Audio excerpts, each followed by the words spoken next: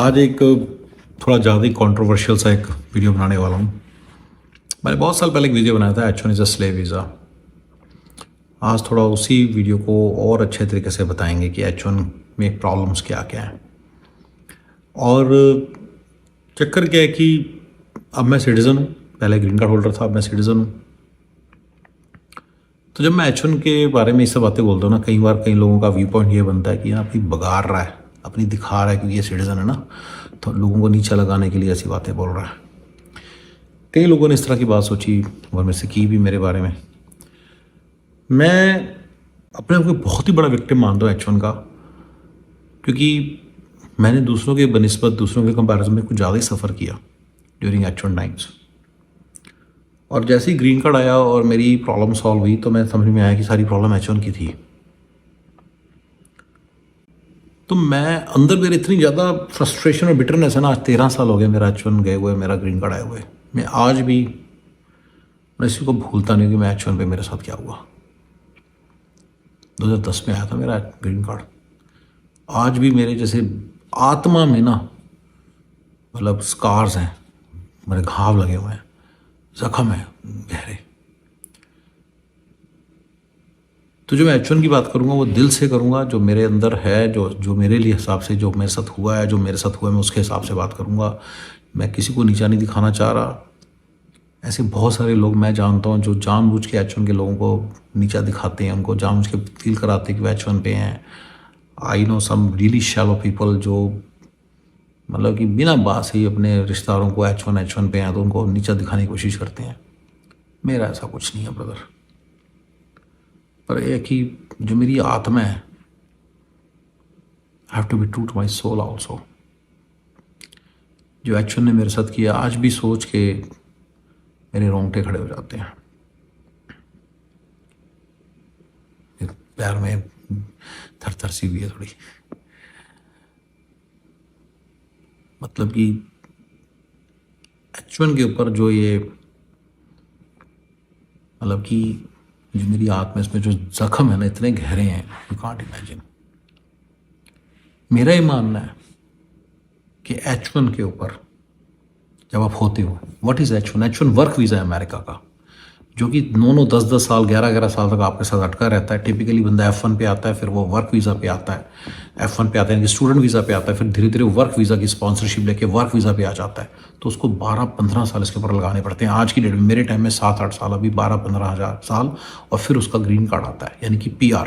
जो अमेरिका का PR है उसको ग्रीन कार्ड बोलते हैं। अमेरिका में नाम चलता है ग्रीन कार्ड, बाकी सब जगह बोल देते हैं PR। UK, ऑस्ट्रेलिया, कनाडा में इसको PR बोलते हैं। वही चीज़ को यहाँ पे ग्रीन कार्ड बोलते हैं।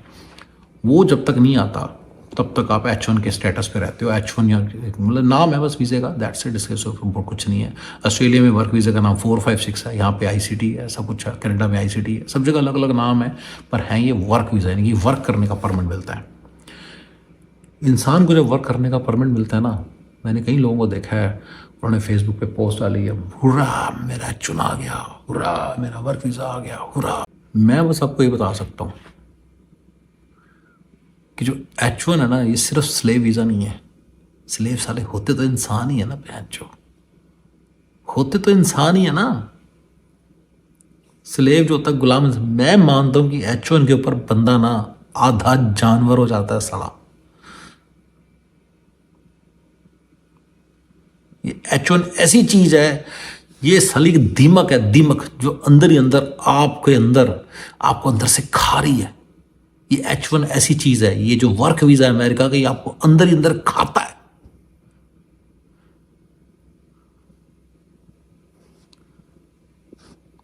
ये ऐसी चीज है, ये दीमक की तरह ना इंसान के उस पोर्शन को खाती है, उसको लग जाती है, उसको धीरे धीरे खाती है, उस पोर्शन को खाती है जो पोर्शन उसको इंसान और जानवरों से अलग करती है।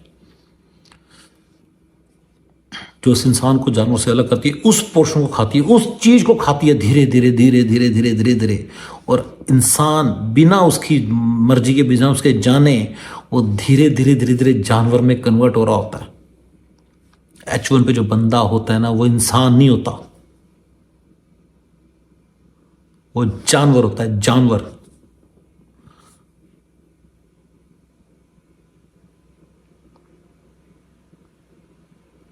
लोग मुझे कहते हैं कि वीडियोस बनाओ कि H1 पे आप मतलब कि लोगों को अवेयरनेस कराओ। मुझे नहीं पता मैं क्या करूं। जी करता है कि एक जानवर की तरह ट्रीटमेंट की जाती है H1 के बंदे की इस कंट्री के अंदर। कैसे? साला पोर्ट ऑफ एंट्री पे इंसानों के साथ साले जानवरों को भी नहीं रोकते, साले वहां पे रोक देते हैं इंसान को। इंडिया से बंदा चलता है, उसको 24-24 घंटे की फ्लाइट उसको वापस भेज देते हैं। ये साला कोई इंसान है? साले स्लेव्स भी आते थे पुराने जमाने में, तो उनको भी साले अंदर खुशी से लेके जाते थे कि चल अब काम करेगा। H1 के बंदे के प्रॉब्लम्स बता रहा हूं मैं थोड़ा सा, ताकि आपको पता चले कि why so much bitterness, why so much frustration. आज 13 साल बाद भी क्यों मेरी आत्मा अंदर से अंदर मेरा खून खोल उठता है सोच के, साला हरामजादे H1 ने क्या किया मेरे साथ। जब आप इंडिया जाते हो कोई भरोसा नहीं है आपको एम्बेसी में आपकी स्टैंपिंग होगी कि नहीं होगी, कोई भरोसा नहीं है। अगर आप कह रहे हो ना कि कंसल्टेंसी में काम करते इसलिए हुआ, अरे गूगल वालों की कोई भरोसा नहीं है, इंटेल वालों का कोई भरोसा नहीं है, TCS वालों का कोई भरोसा नहीं, इन्फोसिस विप्रो वालों का कोई भरोसा नहीं है। हर दूसरे साल साली एक्सटेंशन फाइल होती है। पैन एक्सटेंशन में कोई भरोसा नहीं कि साला H1 एक्सटेंड होगा नहीं। आपके बच्चे हैं स्कूलों में जा रहे हैं, कोई लेना देना नहीं इनको। गोरे आपकी वाइफ है, आपके बच्चे हैं, आपकी इज्जत है, आपकी आबरू है, साला सब लूट लेते, साली सारा दिन सड़क पे पड़ी है आपकी इज्जत। पैन आप इस बात को नहीं मानते। जो बंदा इंडिया से छोड़ के यहाँ नहीं ना आया, वो बंदा कहता है तू इंडिया आ जाइए, इसमें क्या है, इंडिया तो आ ही जाएंगे।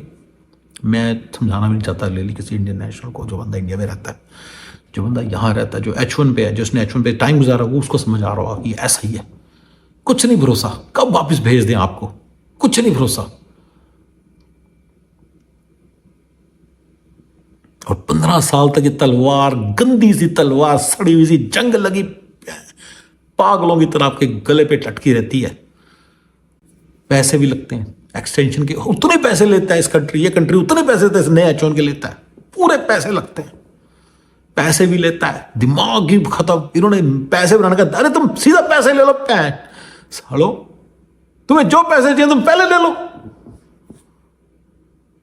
पर इन्होंने तिल के मारना होता है इंसान को, उसका टाइम भी वेस्ट करना, उसका दिमाग भी खत्म करना, उसको इंसान भी नहीं बनने देना। ये रीजन है जिसके कारण ये इस तरह की हरकत करते हैं। उसको इंसानों की तरह ट्रीट नहीं करते, उसको जानवर बनाना होता है इन्होंने, इसलिए ऐसे करते हैं ये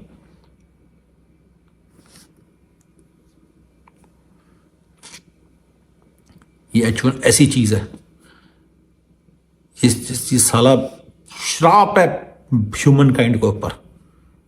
15 साल तक H1 पे रहना एक श्राप है, एक श्रापित जिंदगी है, ये श्रापित जीवन है। ये कोई सुध नहीं रहती, कोई बुध नहीं रहती, कुछ पता नहीं क्या हो रहा है। आप कोई डिसीजन नहीं ले सकते, कुछ खरीद नहीं सकते, आप कुछ नहीं कर सकते इस कंट्री के अंदर। मतलब आपको लाउड सारा कुछ है, लेकिन अरे चेक एंड बैलेंस रखा हुआ है ना। हाथ बांधे जो मर्जी खरीद लें आप, ऐसे कैसे खरीद लोगे जबकि हाथ बांधे हुए हैं। जो मर्जी आप कमा रहे हो, कुछ आपको खरीदते डर लगता है यार कल को इंडिया जाना पड़ेगा, सारा फेंक के जाना पड़ेगा।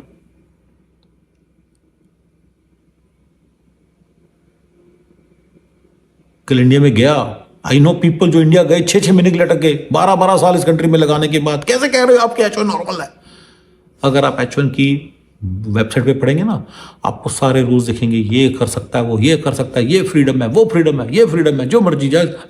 एम्प्लॉयर चेंज नहीं कर सकते। अरे ग्रीन कार्ड जो एम्प्लॉयर कर रहा है उसी के साथ रहना पड़ता है, नहीं तो ग्रीन कार्ड तुम्हारा कैंसिल कर देगा भाई। बॉन्ड ही है ये, स्लेवरी है। क्या होती है फिर स्लेवरी? H1 के ऊपर जो लाइफ है ना, ऐसी गंदी लाइफ होती है ना इंसान की, यू कांट इमेजिन। $4,000 गवर्नमेंट लेती है कंपनियों से, कहते हैं आपके पैसे लगते हैं, कंपनी को लगते हैं। अरे कौन सी कंपनी? कंपनी के पास 2 चॉइसेस है, ग्रीन कार्ड होल्डर और एक H1 holder. Green card holder free में उनके यहाँ काम की अपस्टार्ट कॉस्ट फ्री है, और H1 होल्डर के पहले $4,000 लगेंगे, पता नहीं तो कौन सा बंदा पिक करेगी? वो ऑब्वियसली ग्रीन कार्ड होल्डर को पिक करेगी।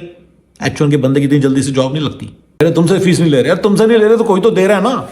गवर्नमेंट तो फीस ले रही है ना कंपनी से, तो कंपनी क्यों हायर करेगी तुम्हें? कितना लल्लू सा आर्गुमेंट है लोगों का, लोगों के दिमाग में पत्थर पड़ गए हैं।